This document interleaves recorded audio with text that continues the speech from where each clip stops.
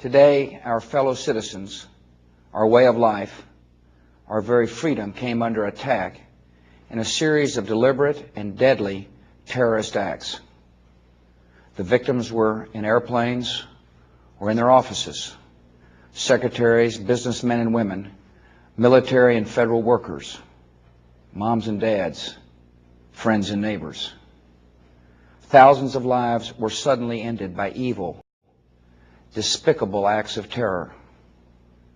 The pictures of airplanes flying into buildings, fires burning, huge structures collapsing, have filled us with disbelief, terrible sadness, and a quiet, unyielding anger.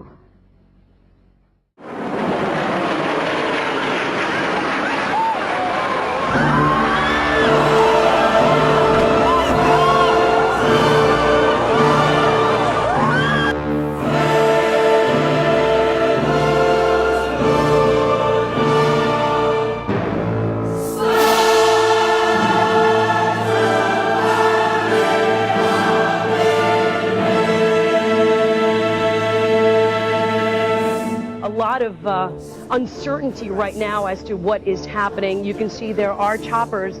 I believe that could be a police helicopter that is... Oh!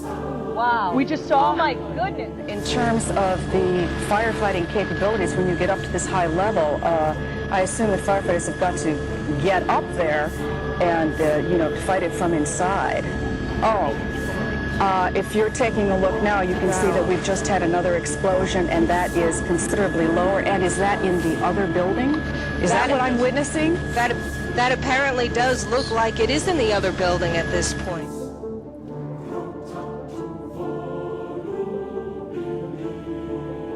I didn't see what caused it or if there was an impact. So you have no idea right now? There's another one. Another plane just hit.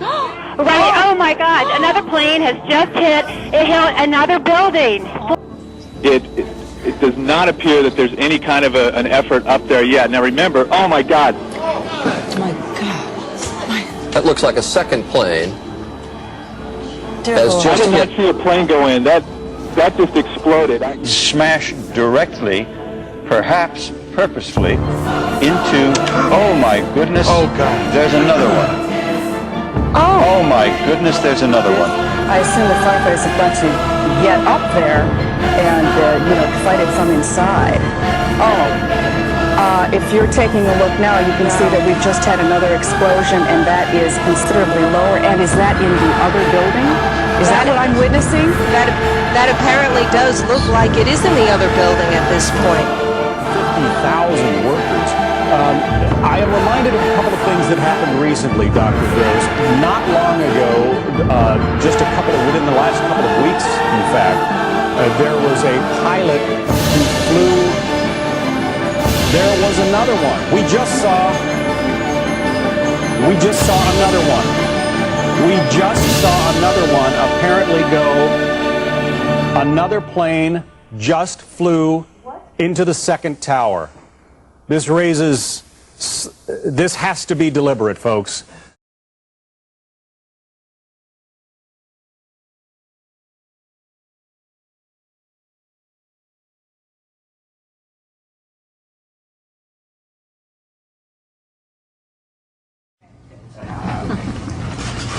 Get ready to read all these words on this page without making a mistake. Look at the letter at the end and remember the sound it makes. Get ready. Kite. Yes, kite. Get ready to read this word the fast way. Get ready. Kid. Yes, kid. Sound it out. Get ready. Kid. Sound it out. Get ready. Kid. What word? Kid. Yes, kid. Boys and girls, sound this word out. Get ready. Seal. What word? Seal. Yes, steel. Read these words the fast way. Get ready. Play. Yes, playing. Get ready. Must. Yes, must. Let's read these words the fast way without making a mistake. Get ready. Kite. Yes, kite. Get ready. Kit. Yes, kit. Get ready. Steel. Yes, steel. Get ready. Plane. Yes, plane. Get ready. Must. Yes, must. Boys and girls, pick your reader up from under your seat. Open your book up to lesson 60 on page 153.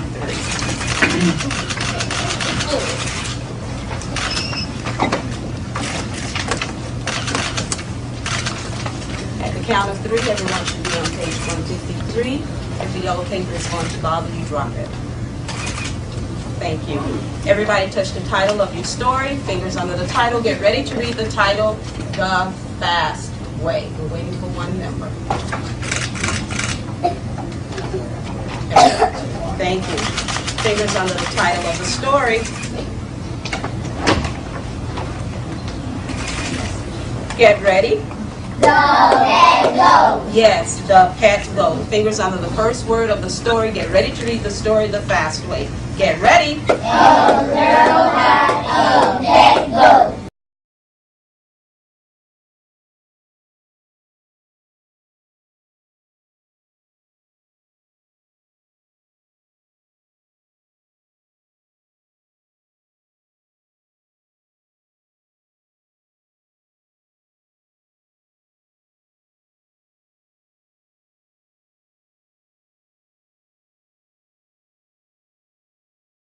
We can get to the base of the World Trade Center. You can see the firemen assembled here, the police officers, FBI agents, and you can see the two towers.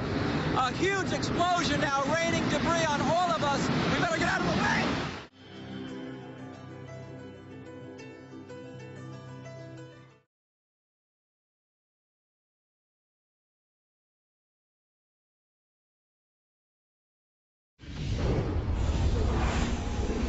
Not pursuing the truth about 9/11 disrespects the value of the life of the people that died.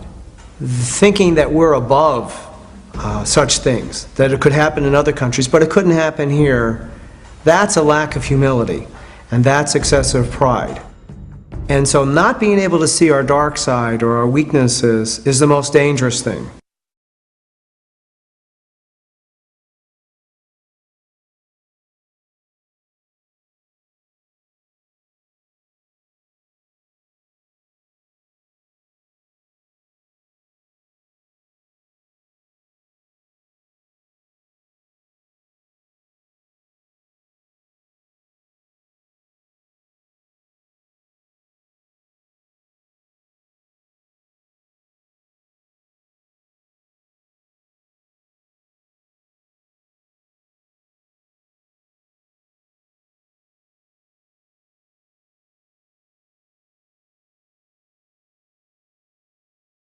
The building was designed to have a fully loaded 707 crash into it.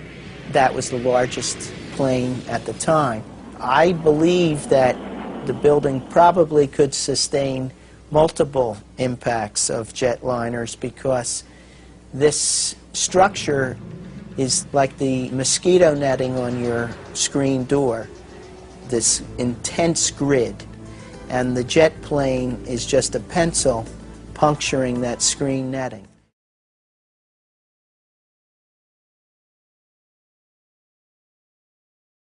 The building completely comes down in one continuous motion. There couldn't have been any structural resistance.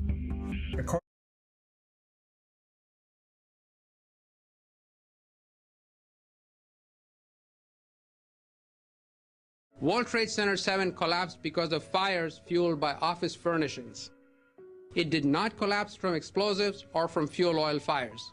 That fell on the afternoon of September 11th. The government says that fire brought it down. However, 1,500 architects and engineers concluded it was a controlled demolition. Over 6,000 of my fellow service members have given their lives. And thousands of my fellow first responders are dying. I'm not a conspiracy theorist. I'm a structural engineer. I'm a New York City correction officer. I'm an Air Force pilot. I'm a father who lost his son. We're Americans, and we deserve... I lost my husband. My son. My uncle. My nephew. September 11th, 2001. Most people don't know a third tower fell that day. I, along with 1,400 other architects and engineers, have found the government's conclusion to be physically impossible. Impossible. You are about to hear from architect of 23 years, Richard Gage, AIA, member of the American Institute of Architects and founder of Architects and Engineers for 9/11 Truth. Now there are more than 1,500 architects and engineers who say that it could not have been brought down by office fires. They are backed by 9/11 family members who are calling for an independent, unbiased investigation. I'm Richard Gage. Fires have never before caused the collapse of any skyscraper, even though there are numerous examples of much hotter, larger, and longer-lasting fires in these buildings. And in the case of Building 7, the fire that NIST said started the collapse had actually burned out over an hour before. It could not have caused the collapse, as NIST claims. Yet this 47-story, modern steel-frame skyscraper, which was not hit by an airplane, collapses mostly into its own footprint like a house of cards, as fast as a bowling ball falling off the side of the building, in just under 7 seconds. I'd like to know why NIST excluded the document from FEMA in Appendix C that documented the evidence of melting steel. Why is this forensic evidence not being included in the report? In an office fire, you cannot generate enough heat to melt steel. And yet we have evidence of molten iron. R.J. Lee Company, USGS, and Dr. Stephen Jones's work, all three separately found these microspheres.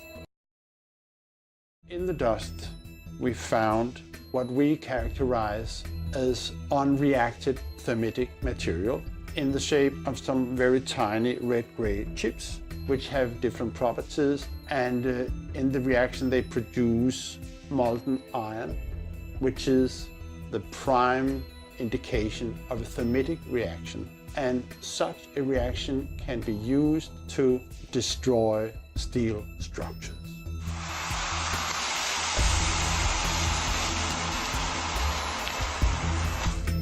What we have found is a modern version of thermite, which we call nanothermite. There were these iron microspheres present in all of the dust samples that needed to have been formed in extremely high temperatures. I've independently seen thermitic activity within 2 separate independent samples of World Trade Center dust. My contention, based on finding thermite residue in the dust, is that it happened before. It didn't happen after in the fires that ensued in the rubble pile afterwards. All the characteristics of the microspheres tell me that thermite was involved in melting those steel beams. So thermite, if it was present at the World Trade Center and created this molten metal that so many witnesses and photographic evidence shows, would also explain the fact that the fires could not be put out at Ground Zero.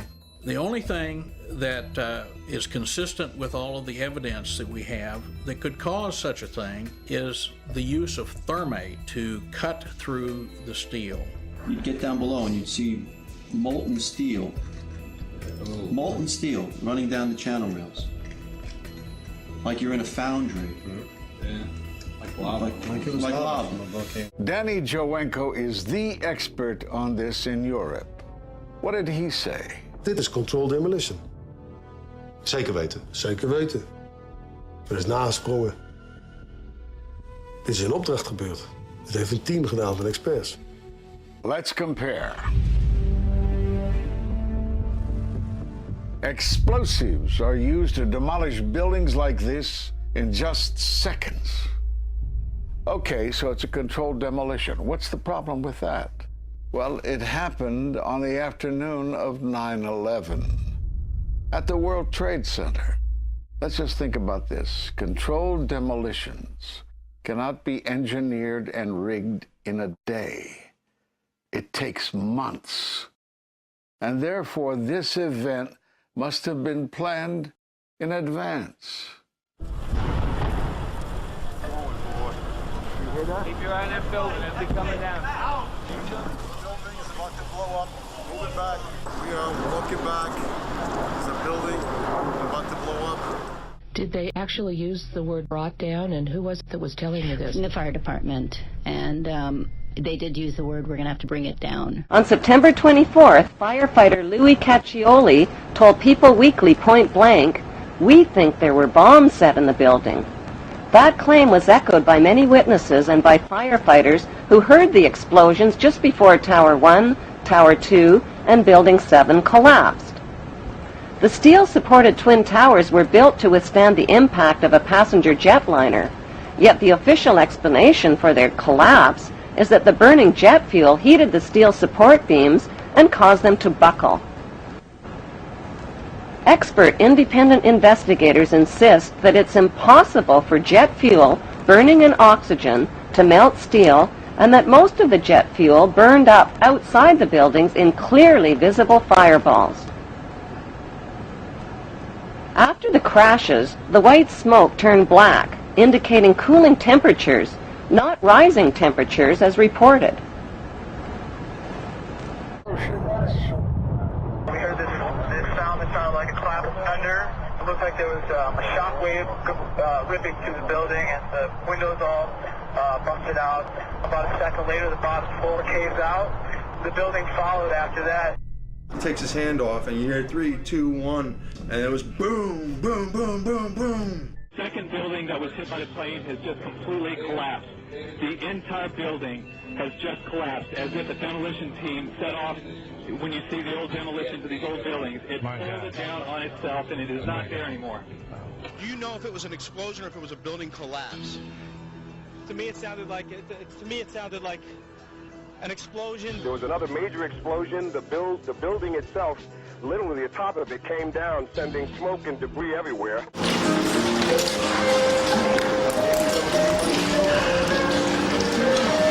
Oh, it just blew up. You see that blowout? Mm-hmm. That's a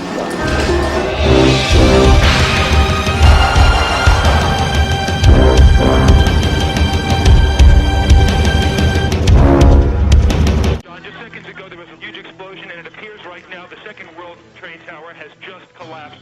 The debris and the smoke is so thick where I am that, again, you cannot see the World Trade Center, even though we're just a few blocks away. You said it sounded like the 4th of July. You heard a big explosion before the building fell? I saw it as it was happening, and it sounded as if you had 100 of those little black cat firecrackers, and you lit them all off at once. That's what it sounded like. It sounded like the finale of the 4th of July over the East River. Knocked everybody over. There was a third explosion. I remember getting a call from the fire department commander telling me that they were not sure they were going to be able to contain the fire. I said, we've had such terrible loss of life. Maybe the smartest thing to do is pull. And they made that decision to pull, and then we watched the building collapse.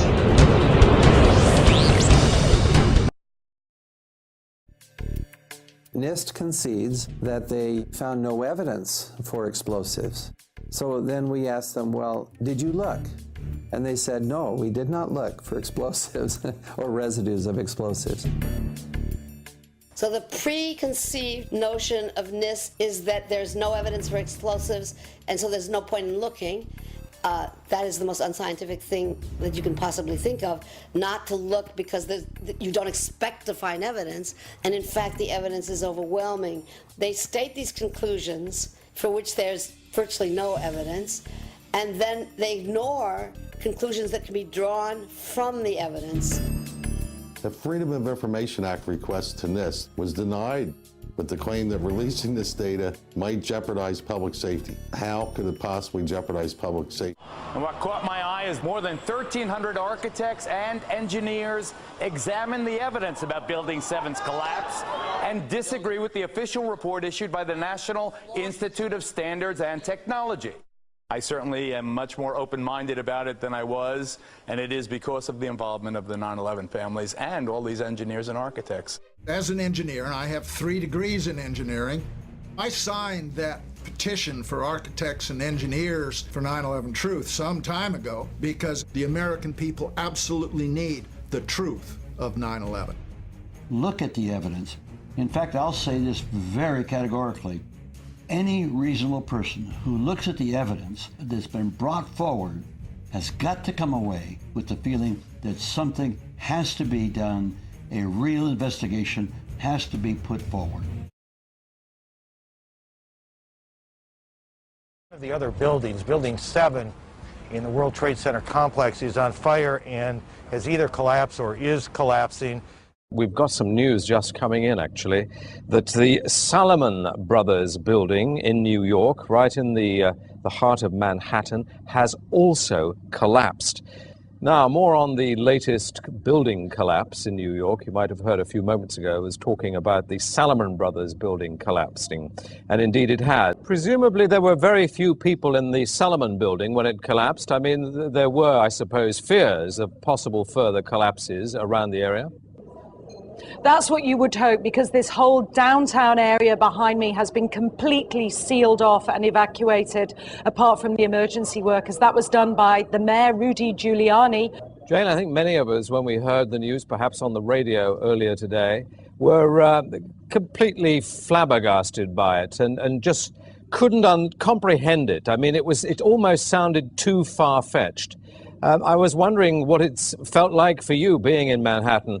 Well, unfortunately, I think we've lost the line with Jane Stanley in Manhattan. Perhaps we can rejoin her and follow that up later. Where did CNN and BBC get their information, especially considering the building was still standing directly behind their reporters? The design of planned attacks on buildings inside the U.S. and how operatives were directed to carry them out. That is valuable information for those responsibility to protect the American people. He told us the operatives had been instructed to ensure that the explosives went off at a point that was high enough to prevent people trapped above from escaping. He gave us information that helped uncover Al-Qaeda cells' efforts to obtain biological weapons.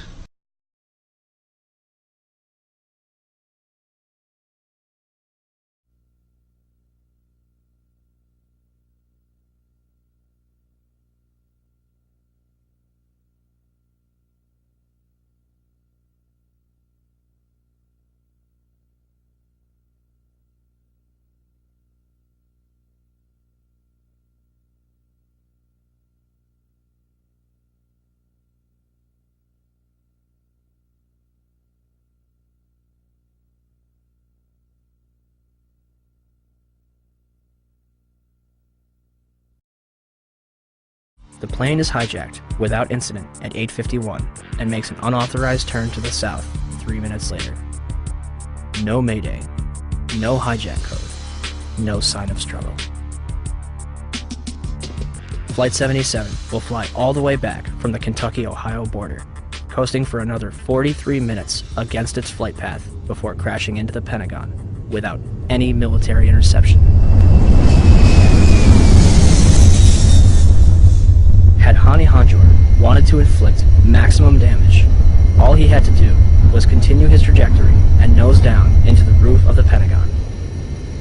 Instead, he begins a complicated 330-degree turn, dropping 7,000 feet and exposing himself for an additional 3 minutes while executing a maneuver described by experienced pilots as nearly impossible, requiring professional expertise.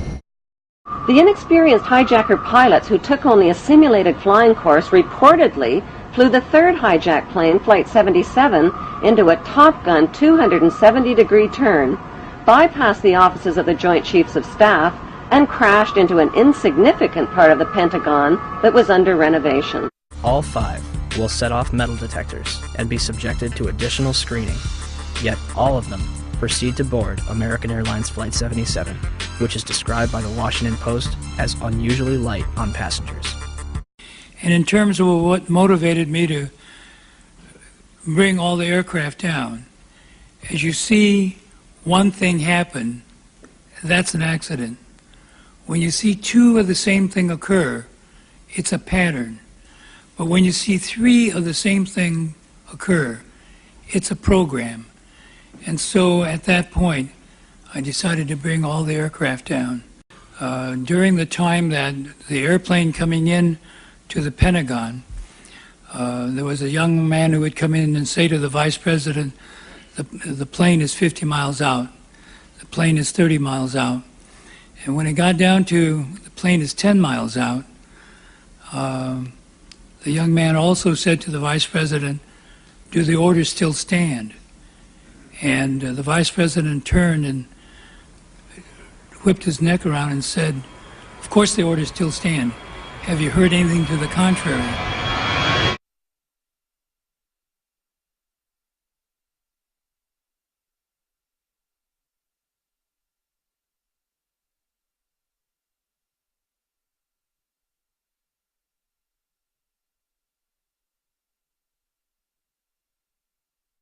Furthermore, in this computer-generated animation, it clearly shows the plane almost completely disintegrating as it passes through the first ring.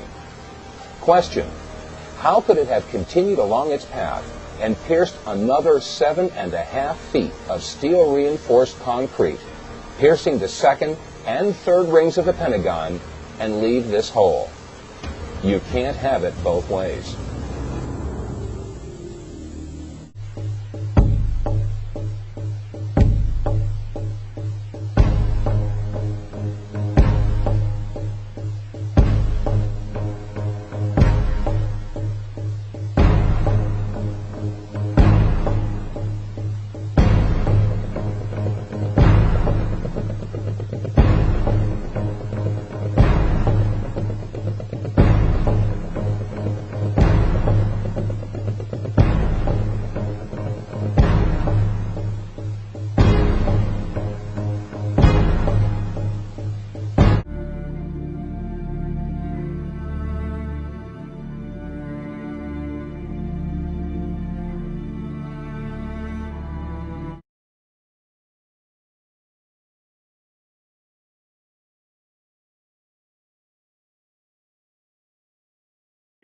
Quickly to Chris Kanicki.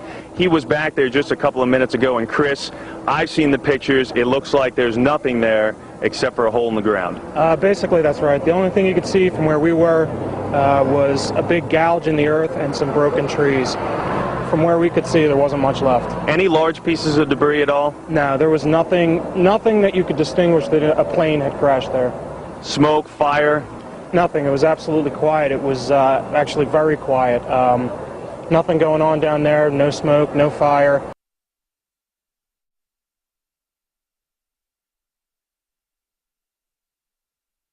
On fire, some small fires in the woods, just small brush fires. You know, the ground smoking, debris everywhere, pieces of metal, paper, insulation, wiring. And I just looked around and no people, you know, and I'm thinking, where are the people? Well, those people aboard Flight 93 who resisted the hijackers are now being remembered as heroes in the history of the United States for preventing a calamity from being an even worse one. Stephen? So much is known about this flight. One binder contains images of evidence found by Socklaven's team as they comb the crash site of United Flight 93 in western Pennsylvania. This is an item that we found just laying on the ground. A knife that is disguised to look like a cigarette lighter. We don't know that this was one of the knives used by the hijackers, but obviously it was of great interest to us. We found this passport, which is one of the alleged hijackers. What was left of it shows us his photograph.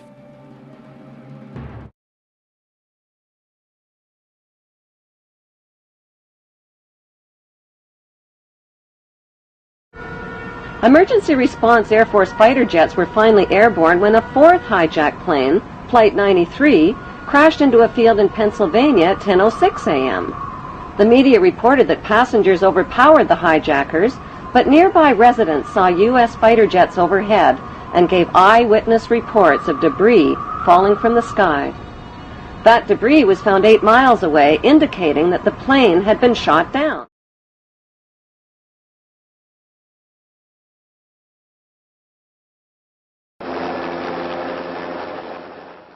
Higher in the skies, the D.C. Air National Guard flew F-16s for air defense. One of those F-16s was requested by the White House and helped deter a second suspicious plane that appeared to be headed for the Pentagon. There was a second airplane that was approaching the Pentagon, and they went up to discourage anything happening there. I'm standing there watching on TV, and the lights flickered in the building. About that time we heard the engines roar, and we took off out of the building. As we were coming out from the office out through the building, the ground shook and we heard a big boom. Looked over and saw the big ball of fire up in the air. Like I said, probably within 45 seconds or a minute of impact, we were there.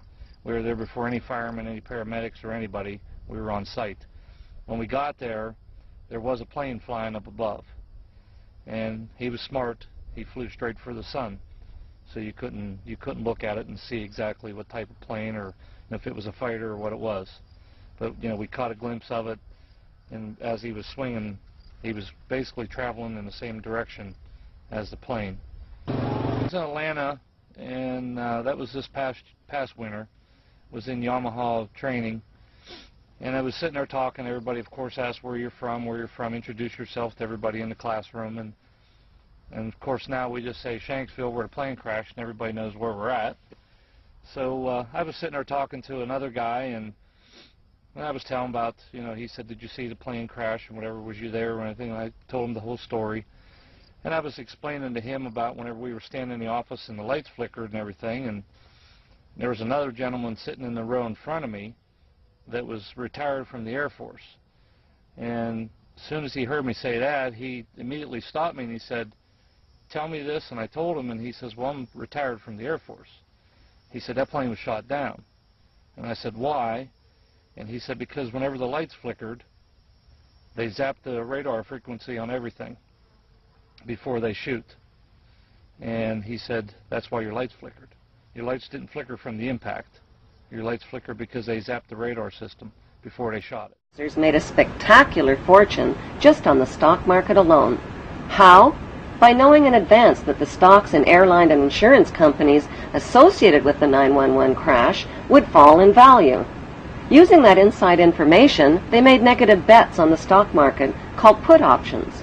Put options are bets that a certain stock will fall in value by a certain date. It's big risk gambling, unless you've got inside information that can turn your bet into a sure thing. But that's illegal if you get caught at it.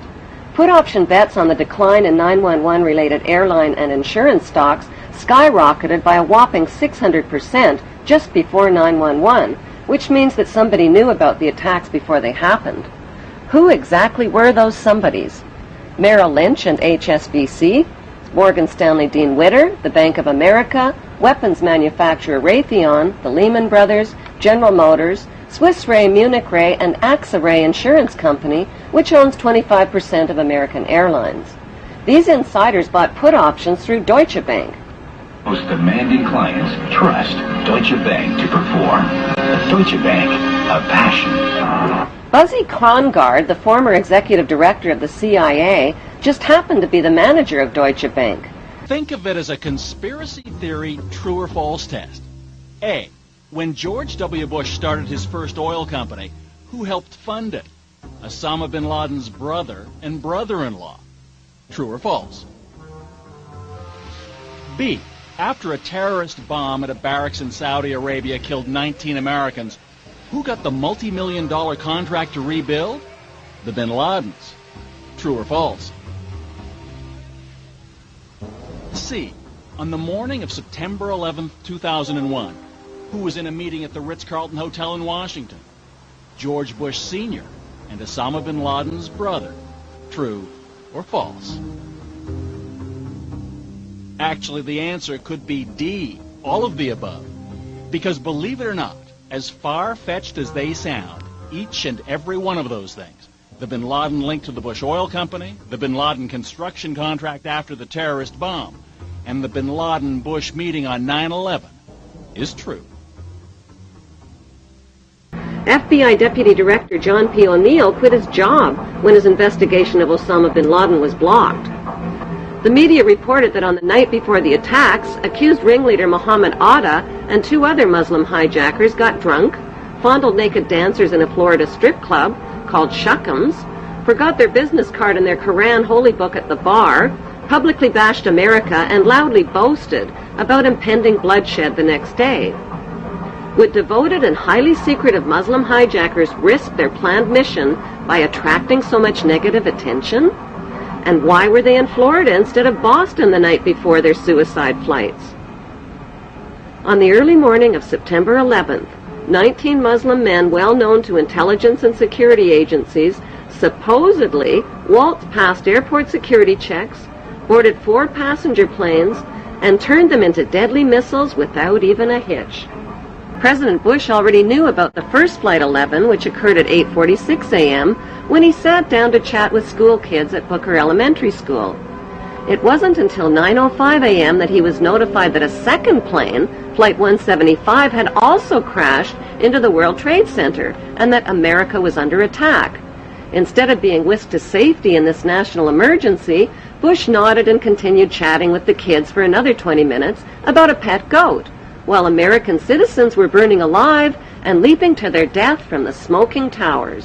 Wailing against the wind as they fell, almost as if they had second thoughts. It was absolutely horrifying.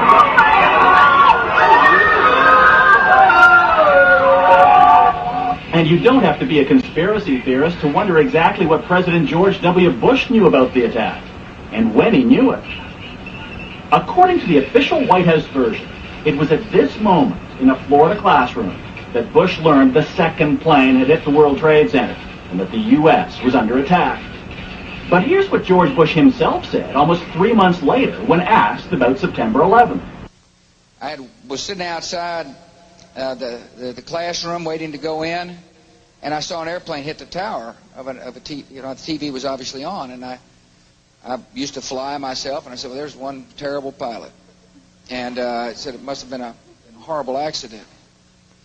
But I was whisked off there. I didn't have much time to think about it. Now, wait a minute. George Bush was told about the second plane while he was inside the classroom. So you just heard him describe seeing the first plane crash on television that day. But that's impossible. No one saw the first plane crash on TV on September the 11th because the videotape of it didn't surface until the next day. How could Muhammad Atta's passport survive the fireball explosion that supposedly cremated him, fly out of his pocket, fly out of the incinerated plane, flutter to the ground into 2 feet of debris, and end up in readable condition in the hands of investigators, all within 48 hours? Why did 19 Muslim men even need passports on domestic flights? The suitcase of accused ringleader Muhammad Atta was never loaded onto the hijacked plane and conveniently fell right into the hands of investigators. It was jam-packed with incriminating evidence, including a Quran, a how to fly a commercial airplane video, and a fuel consumption indicator. Why would a hijacker about to die on a suicide mission pack a suitcase? CNN deceptively and repeatedly showed an airport security video of Muhammad Atta. CNN neglected to tell viewers that the video showed Muhammad Atta boarding a plane at Portland, Maine, not the hijacked plane. There are no airport security videos of any of the 19 accused Muslims boarding any of the hijacked planes. Osama bin Laden consistently denied being involved in 9/11 and claimed the Israeli Zionists were behind the attacks. According to Japanese, Chinese, and Indian news reports, on Halloween 2004, just before the U.S. presidential election, this man, dressed in an Osama bin Laden costume, confessed to the 9/11 attacks, scared American voters, and tricked them into treating George Bush to another 4 years in the White House. Zionist extremist Osama bin Laden was killed in Afghanistan in the fall of 2001 and was buried in an unmarked grave by his own men. George W. Bush's brother Marvin Bush just happened to be the director of Securicom, which provided electronic security for the World Trade Center. By some mysterious coincidence, Marvin Bush's company also provided electronic security for 911's United Airlines and 911's Dulles Airport. The 30-year-old World Trade Center has always been publicly owned and managed by the New York, New Jersey Port Authority. That is, until a Jewish businessman named Louis Eisenberg became the chairman. Eisenberg is an active leader in Jewish Zionist organizations. He personally oversaw negotiations that put the publicly owned World Trade Center into private hands. Those private hands belonged to 2 Jewish pro-Zionist billionaires named Larry Silverstein and Frank Lowy, even though their bid was lower than other bids. With Eisenberg's help, they landed the 99-year lease worth $8 billion for half price at $3.5 billion. George W.'s brother Marvin Bush was not only the director of the World Trade Center's electronic security company, He was also the director of the World Trade Center's casualty insurance company called Houston Casualty. That company terminated their insurance coverage for the World Trade Center before 9/11, right in the nick of time. Another suspicious company occupied the 16th and 17th floors of the North Tower. That company, called Zim Israeli American Shipping, suddenly broke their lease, paid a $50,000 penalty, and moved out of the World Trade Center only weeks before 9/11. Zim Israeli American Shipping is owned by Zim Israel Navigation, which just happens to be owned by the government of Israel. If the new owners, Silverstein and Lowy, knew about the 9/11 attacks in advance, why did they buy a 99-year lease to the doomed buildings? Because they could do the simple math. Silverstein bought the $3.5 billion World Trade Center with only a $15 million down payment, which amounts to 0.01% of the total. He took out maximum terrorist insurance coverage only 6 weeks before the attacks. The demolition of the World Trade Center buildings on 9/11 eliminated Silverstein's cost for an $800 million facelift to update the aging 30-year-old buildings. Before the first plane ever even hit the first tower on 9/11, a massive military buildup was organized near Afghanistan called Operation Swift Sword and Operation Bright Star. 23,000 British troops were sent to the Oman Gulf near Afghanistan, and 17,000 U.S. troops joined NATO troops in nearby Egypt. All of these forces were positioned for attacks on the Muslim countries of Afghanistan and Iraq before 9/11.